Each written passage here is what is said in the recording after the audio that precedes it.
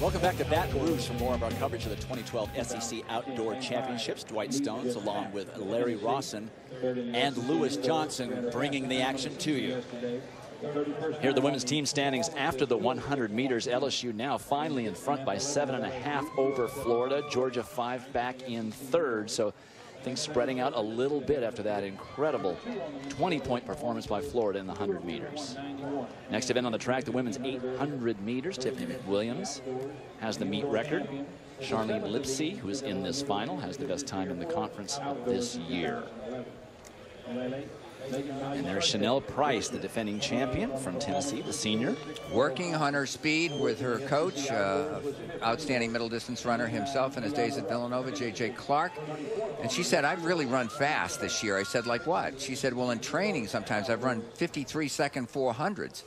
And she said, I'm training with Kiana Rupp, and I've helped her with her stamina, and she has helped me improve my speed.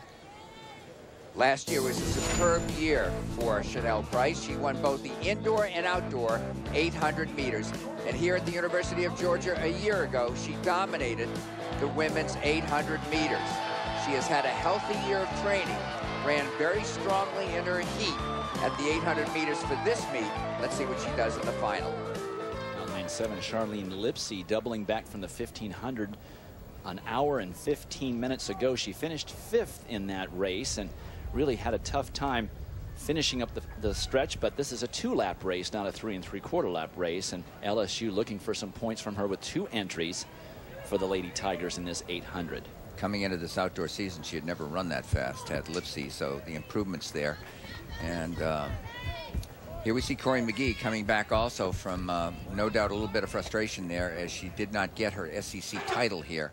But she nonetheless ran well at 4:15. That's just 3 seconds off her lifetime best at 1,500 meters. She finished 2nd in that 1,500 an hour and 15 minutes ago, but she is the lone Florida entry in this 800. The Lady Gators had 5 entries in the 1,500 and scored a boatload of points. I think this pace could go out pretty quickly and be kept very honest by Chanel Price. Now a senior, and this is her only race. She's not doubling and tripling. She might run a relay later, but she likes a solid pace, and I think it serves her best if she does that. Even though she's got good speed, she's fresh. Let's see where she does push hard here. She looks like she's keeping everybody honest so far in the backstretch now. And let's remind you that there's a pretty stiff headwind blowing in their faces on that backstretch. Of course, the flip side of that is that they get the tailwind in the finishing stretch. Chanel Price is taking it out very honestly. Charlene Lipsey is trying to go with her, as is Megan Montesarti of Georgia. I think this is sub 60 or right around 60 seconds. That they're putting in here. Not surprising. I think this is very honest. Let's see. Corey McGee well off the pace back in about, I want to say, 9th place as she moves up now, knowing that she's got to get in the mix. 58.8 unofficially for the first 400 meters.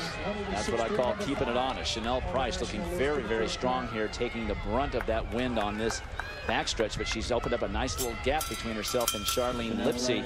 Megan Montesarti of Georgia there in 3rd. Corey McGee has now moved herself into 4th, and then the other Tennessee athlete, Niju Snap, is in 5th.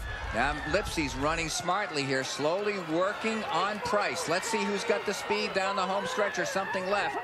She's cut the margin in half and is a good 2 steps back. That's it. McGee is right there trying to get past Montesarti, but she made the attempt and it didn't happen. Chanel Price now lifting into the finishing stretch. Now she's got that tailwind.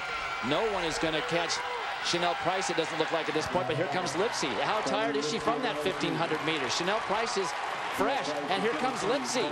Lipsey, the hunter, is able to pass Price in the finishing stretch. Those are big points for LSU. Tennessee finishing 2nd and 3rd, and Corey McGee well back in 6th or 7th for Florida. That could flip the scales on the team title back in LSU's favor. Charlene Lipsey looking like she didn't have enough left with about 120 meters to go. And Chanel Price slowing down badly, having led the entire race and taking it out very, very hard. judges it perfectly, Larry. With the home crowd sensing the closing here. Here comes Lipsey, and she's already had a tough race, just 75 minutes sooner at 1,500 meters. Rallies down the home stretch and runs a personal best here, her 4th race in 2 days. Congratulations to her. 2 minutes, 2.60 seconds. She's never run that fast before, and what a time and place to do it. Look at her just power away there. And when you're frustrated and you're tying up as Price did, you just can't go any faster. It's frustrating. So Charlene Lipsey ends Chanel Price's hopes for a repeat in the 800 meters. 2:02.60, the winning time.